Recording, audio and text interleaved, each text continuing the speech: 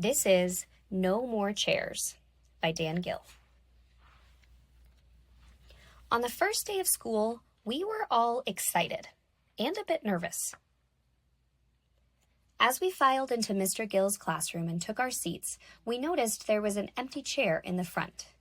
We asked Mr. Gill who it was for. He answered with a story about when he was a kid. I grew up in New York City. Archie was my best friend.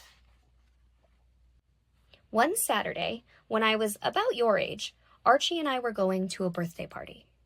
We dressed up in our Sunday best, wearing suit jackets and dress shoes.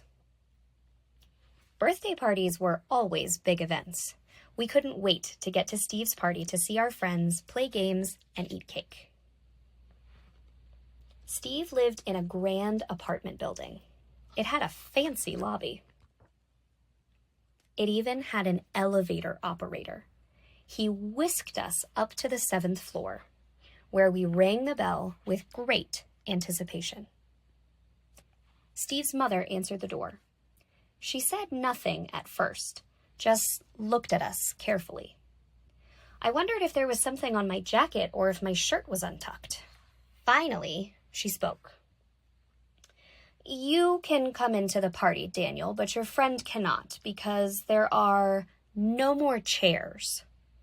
I was stunned. I had been to Steve's apartment before and I knew they had lots of chairs. I think you have enough chairs, I said, and even if you don't, we can sit on the floor.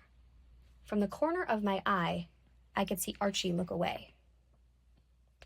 Steve's mother told me I didn't understand. There are no more chairs. I can go home and bring a chair so there will be enough for everyone, I suggested. Steve's mother raised her voice and said, Daniel, there are no more chairs. You may come in, but your friend will have to leave. I finally understood. Fighting back tears, I glanced at Archie, then back at Steve's mom. Give these presents to Steve. We're going back to my house, where there are always enough chairs. On the elevator ride down, neither of us spoke. As we left the building, Archie broke the silence. At least we gave Steve our gifts. Come on, I said. Let's go home. Do you ever feel like you want to speak up but you can't? Archie asked quietly. Yeah, especially in school, I replied. Archie paused.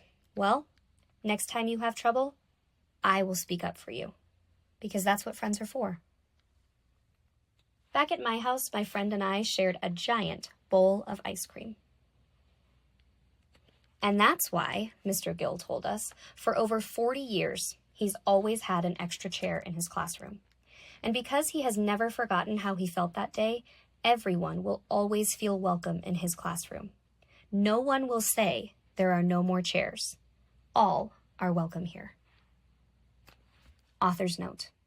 Each year before Martin Luther King Jr.'s birthday celebration, I would tell my students this story. I felt that my experience at a birthday party when I was their age might help them fully understand Dr. King's words. When this story received attention in the press, a producer from a television network tried to reconnect Archie and me. Unfortunately, she found out that he had died of COVID in 2021. I hope he would be proud to know this story has touched so many lives. I've learned that several schools have adopted a chair as a symbol of acceptance. I have received emails and letters from people who shared their stories of equity and inclusion. I hope No More Chairs will motivate you to share your stories of allyship with your children and grandchildren, to encourage them to live their own stories. May you have a chair in your heart for anyone who comes knocking at your door, filled with anticipation. The end.